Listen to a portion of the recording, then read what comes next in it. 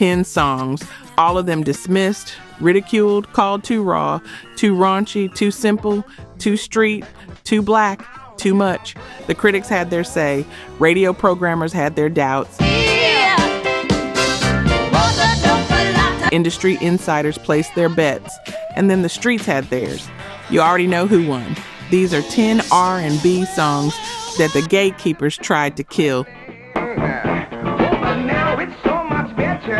And that ordinary people turned into permanent classics. If you've got a specific memory tied to any of these, you'll know exactly where to leave it. Let's get into it. Number 10, Ring My Bell by Anita Ward, 1979. This one right here starts us off perfectly because the story behind it is almost too strange to be real.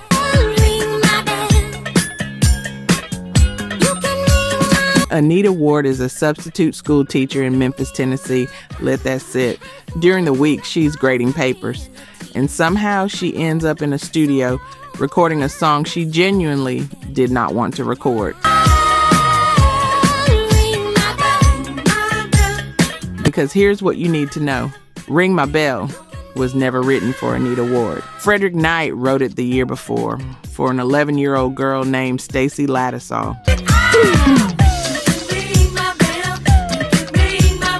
As a children's song about kids talking on the telephone. That's the original concept. When Lattisaw signed with a different label, the song stayed behind.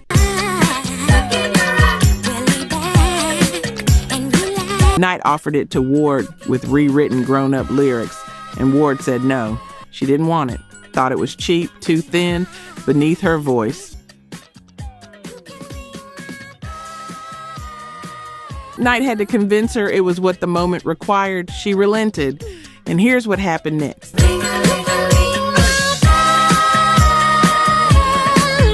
Ring My Bell went to number 1. Not on one chart, on 3. The Billboard Hot 100, the R&B chart, the disco chart, number 1 in the UK. An entire summer belonged to this song.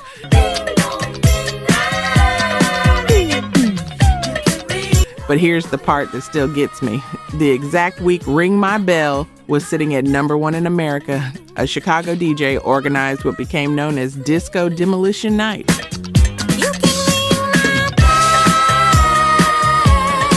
Tens of thousands of people filled a baseball stadium specifically to burn and blow up disco records.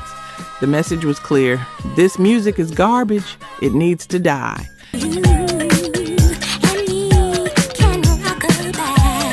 The number 1 song in the country was Anita Ward's Bell. The critics and the culture wars were screaming that disco was trash. The streets were dancing to it.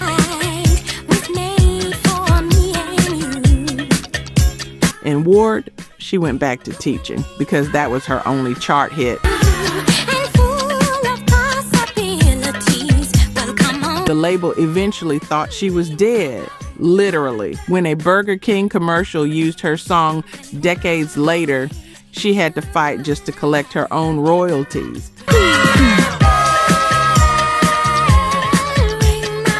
They thought she wasn't alive.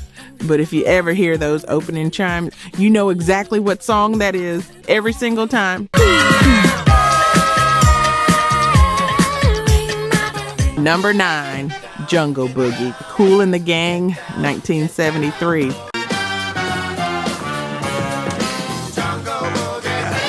Here's the thing I want you to notice about this one.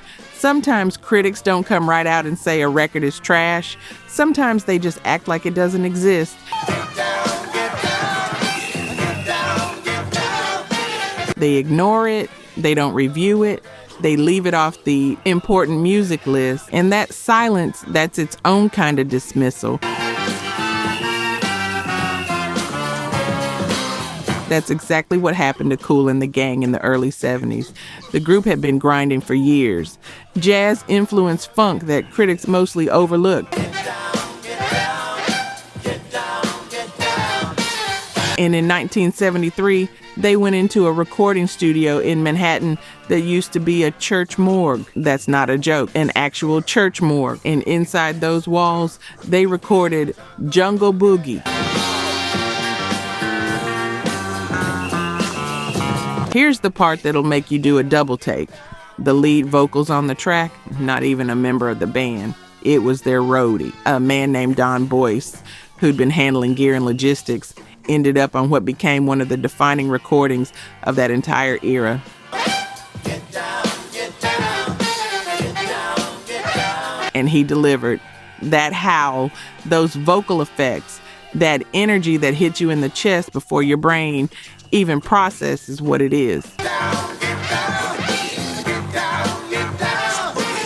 When the song came out, it hit number 4 on the pop charts and number 2 on the R&B chart. Billboard ranked it the 12th biggest song of 1974. Despite as many as 36 number 1 singles that year, the streets loved it immediately. They knew. The critical establishment, they were focused elsewhere, and then Madonna sampled it in 1992. Then it landed on the Pulp Fiction soundtrack in 1994. A whole new generation discovered it through one of the most iconic films ever made. And suddenly everyone remembered or discovered for the first time that this song had always been extraordinary.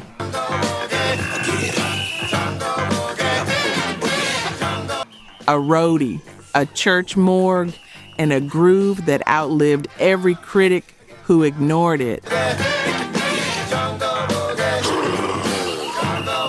Real talk, only 9% of you are subscribed. That hurts. We're spending hours digging through archives, fact-checking every detail, bringing these stories back to life. And if you're watching this far, you clearly care. So hit subscribe. It's free and takes 2 seconds. Now, to my subscribers, barely any of you have joined the membership. And honestly, that stings even more. You know the work we put in. You keep coming back. If these videos have ever made you feel something, if this music means something to you, join the membership. It's $1 coffee a month, and it's the only way we keep this going. Let's build this together. All right, back to it. Number 8, Brick House by the Commodores, 1977.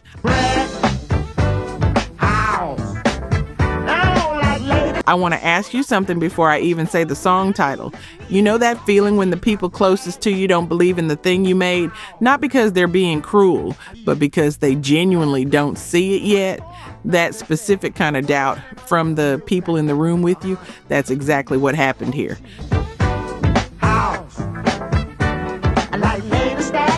The Commodores are riding high. Lionel Richie is writing smash ballads. The label loves the polished sound. And then someone brings a track to a session, raw, funky, bone-deep groove. And the band's own members look at each other and say, this is too simple. Nobody's going to play this. Everybody knows this is how the story goes. She knows she's got. The song was Brick House. Here's something that might surprise you. Lionel Richie had almost nothing to do with it. He didn't write the lead vocal, he didn't sing it. The man on lead was drummer Walter Orange, deeper, grittier, more street than anything Richie was known for. And the woman who actually wrote the words, Shirley Hannah King, wife of band member William King, she's the one who found the language for that song, largely uncredited for years. Everything that a woman needs to get a. And the title itself is a cleaned up version of a phrase that Lionel Richie later admitted came from a conversation about a woman being built like a brick shithouse. His mother, when the song came out, told him she was so embarrassed she couldn't face her friends at church. Lady stack, that's a fact. Ain't holding nothing back. Ow, she's a brick. The critics preferred the ballads. The radio programmers preferred Richie on the mic. The music industry pointed to Easy and 3 Times a Lady as what the Commodores were really for.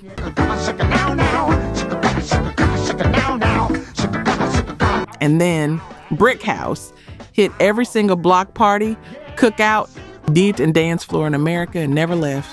50 years later, you hear those opening bars and you feel something physical before a single word is sung. That's a fact. Ain't holding nothing back. Oh, she's a brick. The band didn't believe in it. The critics weren't paying attention. The streets put it on permanent rotation. Yeah. She knows she's built and knows how to please. Number 7, Lady Marmalade, by LaBelle, 1974.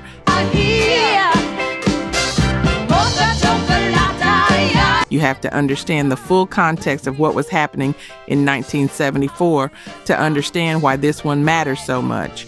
LaBelle, Patti LaBelle, Nona Hendrix, Sarah Dash had been grinding since the early 60s.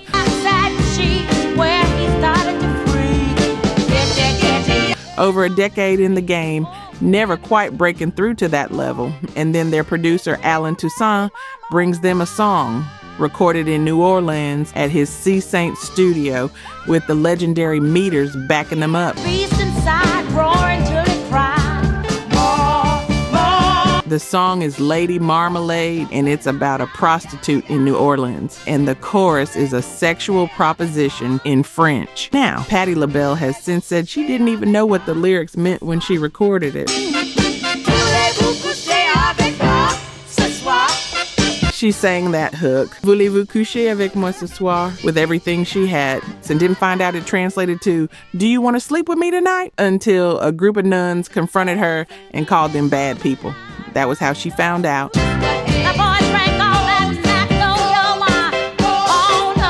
When the song came out, the backlash was immediate. Religious groups condemned it.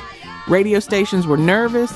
And when LaBelle performed it on the Cher Show in 1975, TV censors literally forced them to change the French lyrics because even that much censors wouldn't allow through the broadcast. Hello, hey Joe, you wanna give it a go? But here's what the streets did. They made it number one on the Billboard Hot 100, on the Soul Singles chart, both at the same time. The song climbed with or without approval from anyone who thought they had the power to stop it. And if you've ever watched something you believed in get condemned by people who didn't understand it, who looked at the package before they felt the music, you know exactly how that moment must have felt.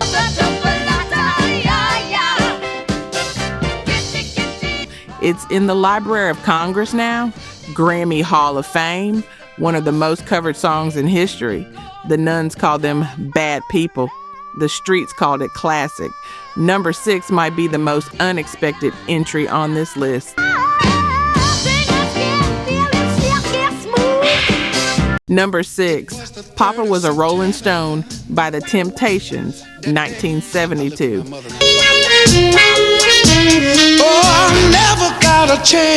This requires a moment because what happened here is almost unbelievable. Had children and another wife, and that ain't right. The Temptations are one of the most polished, beloved vocal groups in history. My girl, ain't too proud to beg. I can't get next to you. Pure Motown perfection. And by 1972, they've been doing exactly that for a decade.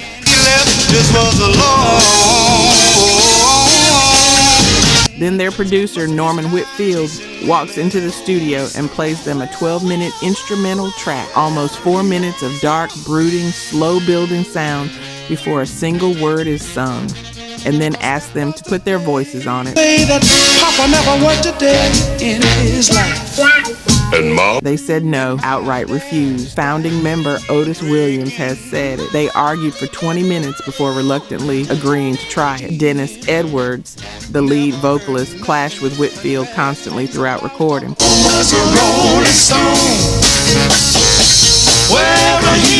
Whitfield kept telling him to hold back, be quieter, dial down the drama, and Edwards, who was already mad about the song, was being told to be less of himself. Hey,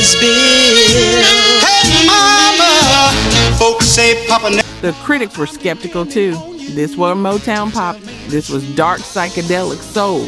Nearly 12 minutes on the album, edited down to almost 7 for radio. Most chart singles in 1972 were 3 minutes. Radio programmers didn't know what to do with it. There's some bad talk going around town talking about Papa had 3 hours. But here's what happened. Papa Was a Rollin Stone went to number 1 on the Billboard Hot 100 on December 2nd, 1972, their final chart topper, and it won 3 Grammy Awards: Best R&B Song, Best R&B Vocal Performance, Best R&B Instrumental, Both sides of the single went in separately. All the time leeching, dealing in that, and stealing. Otis Williams later said it was the last real classic the group ever recorded. The band almost didn't make it. The critics didn't trust it, and it became the most celebrated thing they ever did.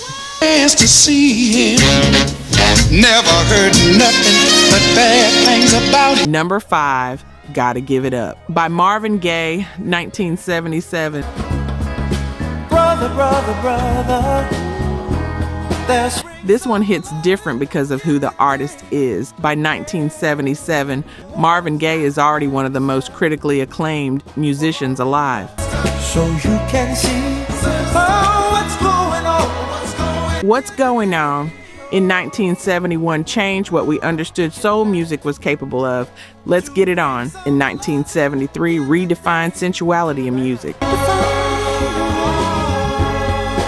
some understanding. The critics loved Marvin when he was serious, when he was profound, when he was making statements. And then Marvin walked into a studio and said he wanted to make a party record. Not a statement, a party. Talk to me so you can see what's Here's the thing. He didn't even record it the traditional way.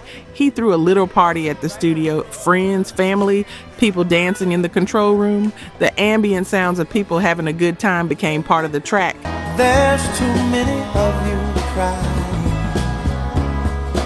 And Marvin himself stood with his back to the engineers, leaning against the wall during recording because he was genuinely nervous, self-conscious, afraid that making music that felt this joyful, this simple, this disco influenced would make him look like he was chasing trends, like he was selling out the depth he'd spent years building. Critics who worshipped his serious albums were skeptical. Some openly called it a departure, a commercial pivot. Not the Marvin they knew, but here's what the streets did. Gotta Give It Up went straight to number 1. Pop and R&B simultaneously, and not just the streets in America, everywhere. And if you've ever felt pulled between what people expect you to be and what you actually feel in a given moment, you know that leaning against that wall feeling, being scared of your own joy, worried people won't follow you somewhere new. Marvin went there anyway, and the world followed. Simply 'cause our hair is long. Number 4, Super Freak, by Rick James, 1981. She likes the boys in the band. This one has layers that most people don't know about. Rick James is recording Super Freak at the record plant in Sausalito, California. His co-writer, Alonzo Miller, and who is a radio music director, hears an early version and pulls Rick aside. She's alright. She's alright. He says, stations won't play this. The original lyrics are too raunchy. You need to tone it down. So they rewrote parts of the song to make it more radio compatible. Rick was already trimming it to get it played, and when it came out, it still got rejected.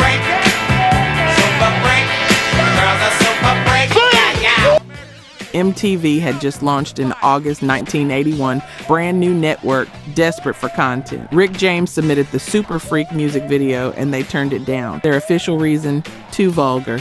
Rick James publicly accused them of racism. Once you get her off the street. And here's what's wild. When Michael Jackson and Prince later started breaking through on MTV, Rick James accused them both of being tokens and called on every black artist with a video on the network to pull their content in protest. David Bowie, to his credit, publicly backed James up. She's super freaking out. Everybody sing. None of that happened quietly. Rick James was loud about it, angry, and the culture largely moved on without engaging his argument. But radio programmers who were dubious about the raunchy lyrics in their words couldn't stop what the streets were doing. The kind you don't take home to mother. She will never. Super Freak hit number 1 on the R&B chart. It cracked the pop top 20. It sold over 1 million copies as a single alone. The Stone City Band tour that summer was selling out arenas. The kind of girl you read about. Magazines. That girl And then in 1990, MC Hammer sampled that riff, and You Can't Touch This won the Grammy for Best R&B Song in 1991, which meant Rick James and his co-writer won it too, for a song that had been called too vulgar to put on television. I know, I didn't believe it either when I first sat with that timeline. Number 3, Play That Funky Music by Wild Cherry, 1976.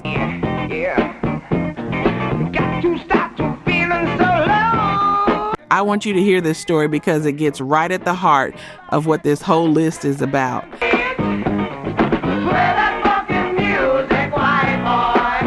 Wild Cherry is a rock band from Ohio, white rock band, and in 1975 they're playing a club in Pittsburgh, and the crowd, a predominantly black audience, is not feeling what they're playing. And at some point, someone in that crowd starts shouting at them, "Play that funky music, white boy. Play that funky music, right?"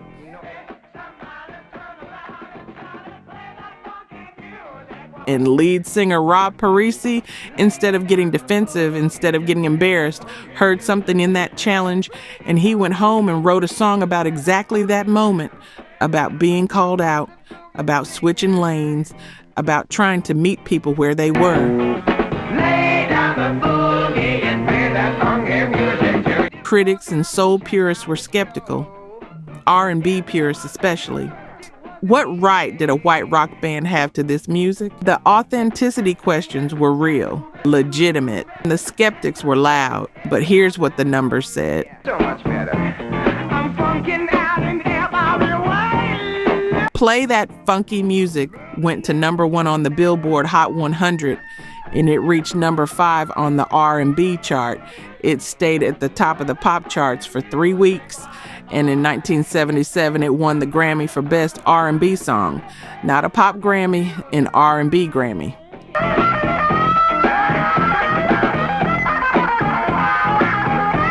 The streets didn't care about the purity debate. They cared about the feeling. And this song had the feeling.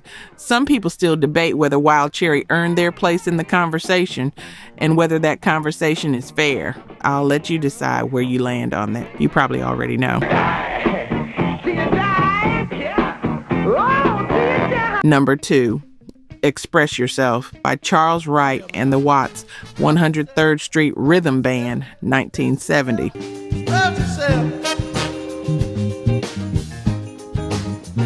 This one requires a specific kind of attention because this is a different story than everything else on this list. The other songs we've talked about, they got dismissed when they came out. Critics didn't like them. Industry doubted them, but at least people heard them.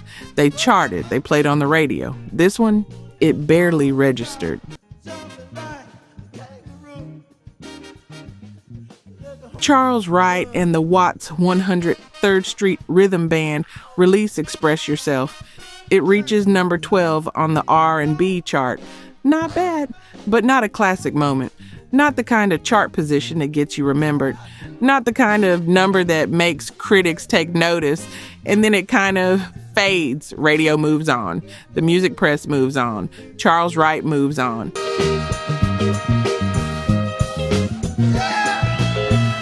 And for about 18 years, that song lived mostly in the memory of people who had been there, who remembered what that groove felt like, who kept the record. Express yourself, express yourself, express yourself. Then 1988 happens, and Dr. Dre builds a track for NWA, one of the most important groups in hip-hop history, known for making music that was raw and unapologetic and controversial. And the song he builds is called Express Yourself, and it is literally constructed on the foundation of Charles Wright's recording.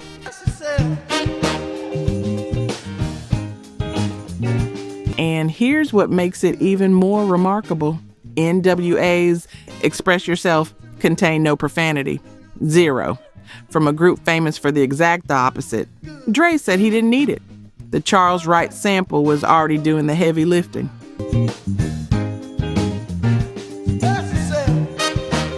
That original 1970 recording became one of the most sampled foundations in hip-hop. It never needed mainstream critical approval.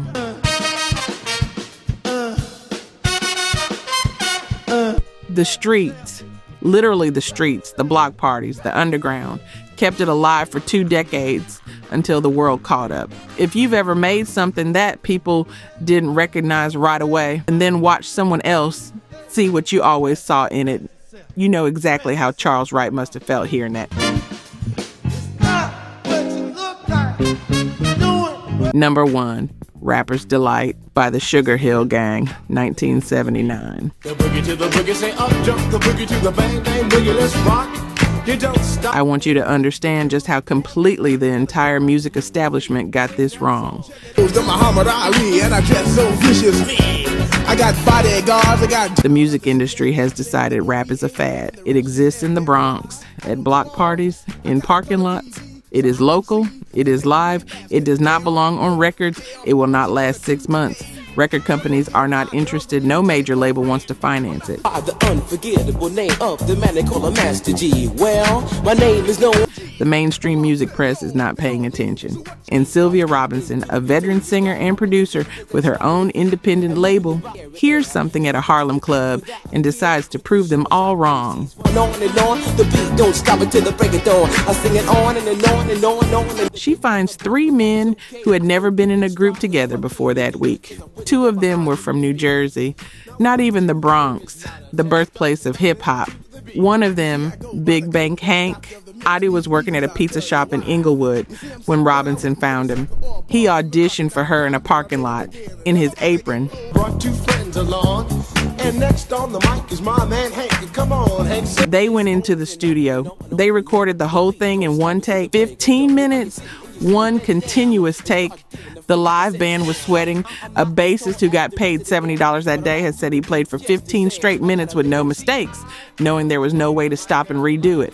And here's what gets me. Big guns definitely ain't the whack. I got a Lincoln Continental, man. Big Bank Hank's rap was built on rhymes he had borrowed from a rapper named Grandmaster Caz, who he managed. Caz gave him his rhyme book as a favor and never got credit, never got royalties to this day. And the line, "Check out my melody," that Caz line, became one of the most recognizable moments on the record. Rock the rhythm that'll make your body rock. Well, so far you've heard my voice about Rapper's Delight hit number 4 on the R&B chart, peaked at number 36 pop, reached number 1 in Canada. At its peak, it was selling 50,000 records a day. When I said a M-A-S, a T-E-R, a G with a double E, I said I go. The music industry had said rap would never sell. It never belonged on record. It was a street corner novelty that would be gone before the year was out. 14 million copies later, All over the world, by all the foxy ladies and the pretty girls, I'm going down in his. is in the Library of Congress. It's in the Grammy Hall of Fame. And the genre those critics called a fad, it became the dominant musical force on the planet for the next 50 years and counting. and me, the groove, and my friends are gonna try to move your feet.